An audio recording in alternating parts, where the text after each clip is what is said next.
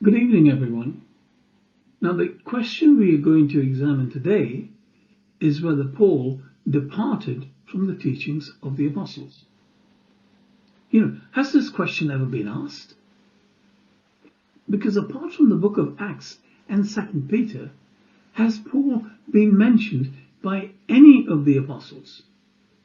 And the short answer is, believe it or not, is no, he hasn't. See, apart from 2 Peter 3 and verse 15 and the book of Acts, not in the letters of Jude, of John, of James, the Revelation, nothing. No mention of Paul.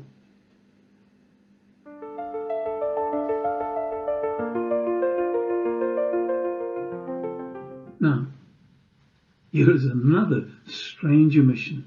In 1 Peter 1, we read, "To the elect who are exiles of the dispersion throughout Pontus, Galatia, Cappadocia, Asia, and Bithynia." Now, these were churches Paul set up himself according to the book of Acts. So wouldn't you expect something like, Peter writing to them, Paul sends his greetings, or as Paul wrote to you? But no, nothing. And here is something else to consider. See, if Peter knew Paul well, then this kind of omission can only be deliberate. What other explanation do we have? And if he didn't, then the utter dominance of Paul is something that came later and was not recognized by the 12 apostles in the real time. So let's examine the evidence from the scriptures and see what understanding we can develop from that. You see, our understanding of Paul's road to Damascus experience comes from the writer Luke in his historical analysis of the book of Acts. Acts chapter 9, chapter 22, and chapter 26. Now, this historical framework by Luke is generally regarded as having been set down some 2 decades after Paul's death, and some 4 decades after the event he is describing. Now, please check these scriptures out for yourself. So now, let's describe how Paul himself describes these same events that we find in the book of Acts. 1 Corinthians chapter 50 and verses 8 and 9. "And last of all, he appeared to me, also as to one of untimely birth. For I am least of the apostles, and I am unworthy to be called an apostle, because I persecuted the church of God." You notice something? No details about the road. No light that suddenly sort of flashed, throwing him off his horse. No mention of Ananias or the other disciples, whose house he actually stayed in for 3 days. And then if we go on to Galatians 1 and verses 15 and 16, he has another opportunity. "But when God, who set me apart from my mother's womb and called me by his grace, was pleased to reveal his Son in me, so that I might preach him among the Gentiles, I did not rush to consult with flesh and blood," the apostles. Again, no travel details, just that God was pleased to reveal his Son in him. Galatians 1 and verse 17. "Nor did I go to Jerusalem to the apostles who came before me, but I went into Arabia and later returned to Damascus." Now you notice Damascus referred to here as simply as a location, not as some special event that we can equate with. Then we have his letter to the Philippians, chapter 3 and verses 7 and 8. "But whatever was gain to me, I count as loss for the sake of Christ. More than that, I count all things as loss compared to the surpassing excellence of knowing Christ Jesus my Lord, for whom I have lost all things. I consider them rubbish, that I may gain Christ." But here again, he speaks about this transformation and the knowledge he acquired, but nothing about the trigger moment that led to this knowledge and understanding. And of course, visionary meet-up with Jesus. So, what are we to make of all of this?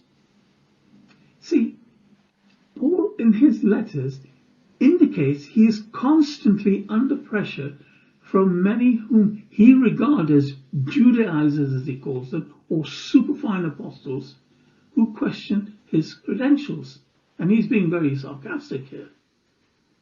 Now, a lot of criticism could have been silenced if he had called on the witnesses, such as Ananias, the brother he stayed with for some 3 days following his Damascus experience. And yet, Luke, decades later now, names all of these ones as witnesses. After all, Jesus himself in Matthew 18 and verse 7 echoed the law in Deuteronomy 19:15. Let's read that. See, a lone witness is not sufficient to establish any wrongdoing or sin against a man, regardless of what that offence he may have committed. See, a matter must be established by the testimony of 2 or 3 witnesses. Remember, Paul was claiming apostolic authority that was endowed upon him by Jesus himself in a private vision. So, was Jesus breaking his own rule, a principle, or was Paul making stuff up in his presumption? See, when you read on in Deuteronomy 19, a false testimony was worthy of a death sentence. Now, was he, Paul, that arrogant, considering himself so special that his word was sufficient and had to be accepted? Well, make up your own mind. Because now we will dig into Paul's theology as we go along. But this episode is asking a question as to how serious was Paul's departure from that of the teachings of Jesus' apostles.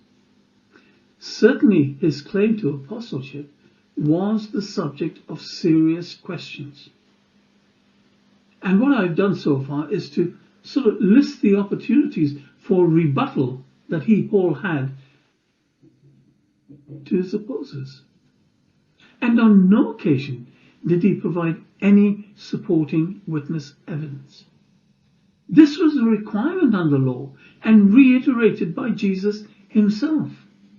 So the natural question to ask is, why?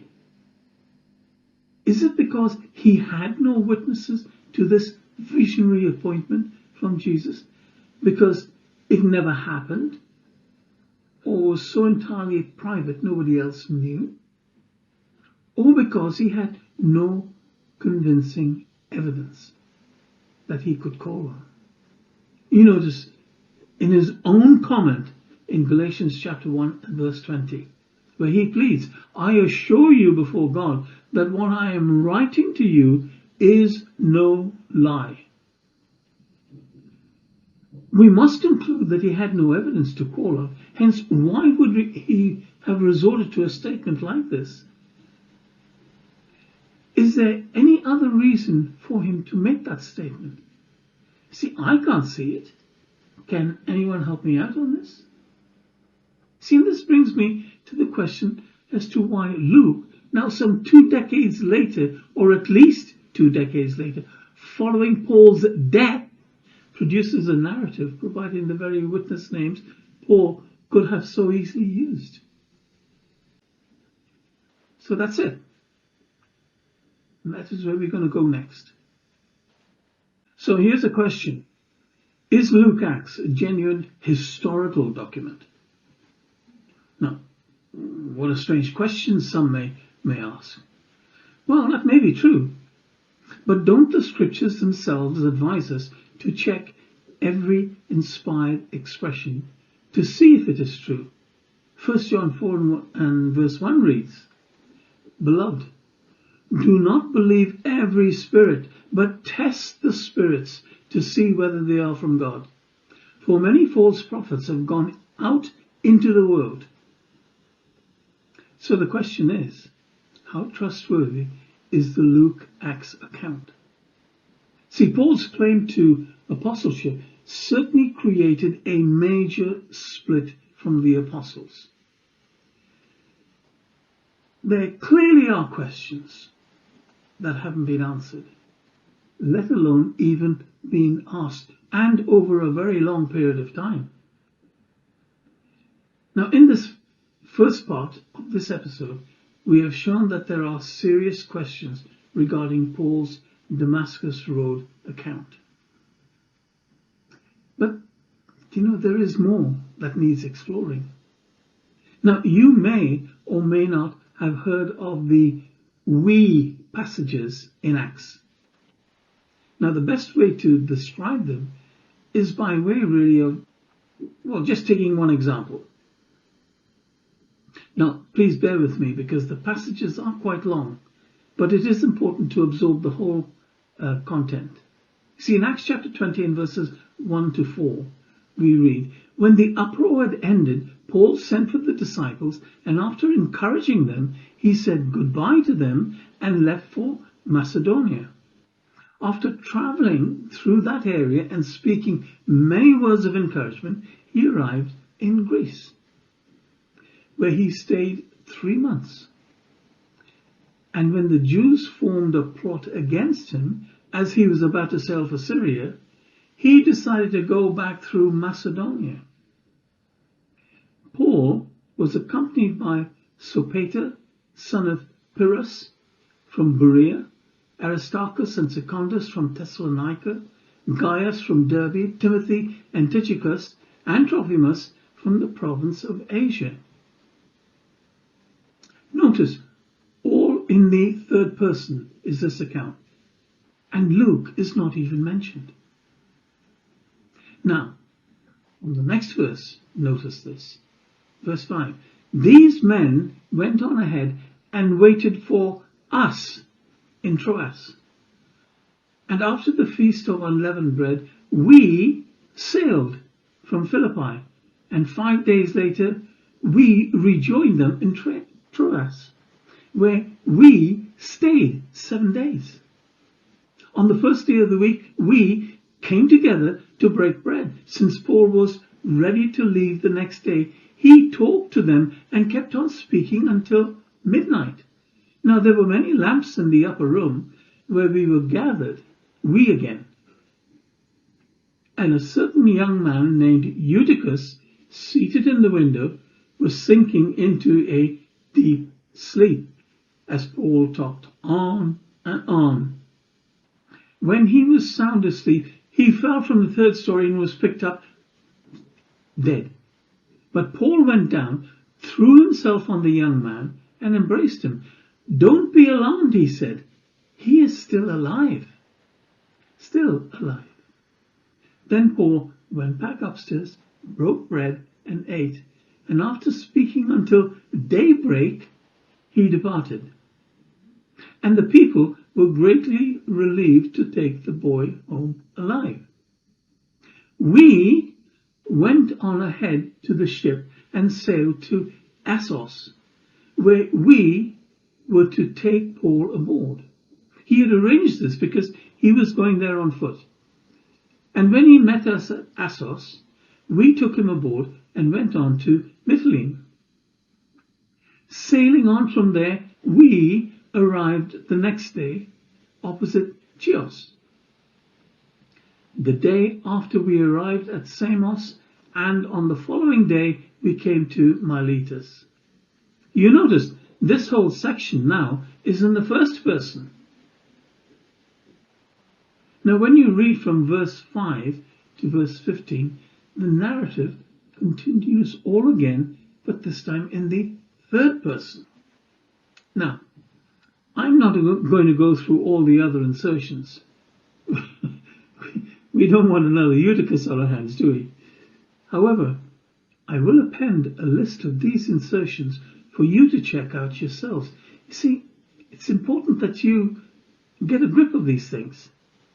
See, the we passages in Luke, Acts, well, in the original document, Acts chapter 16, verses 10 to 17, Acts 20, 1 to 4, Acts 20, 5 to 15, Acts 20, 16 to 38, Acts 21, 1 to 18, Acts 21, 19, right through to 26, verse 32, Acts 27, verse 1, and to 28, verse 16, and then Acts 28, 17 to 31. Now, in all of these, there are these four passages which we call the we passages. Now, I'm going to put them, in a separate table so you can see them very clearly, and you can see the link between the original document and these insertions.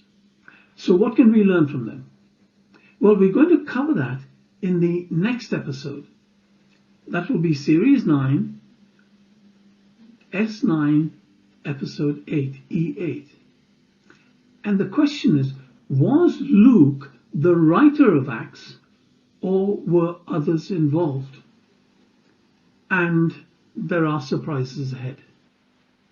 So by way of a recap then, what we have covered in this episode, first point, Paul's claim to apostleship lacked any witness corroboration, as required by the very law he was claiming to adhere to.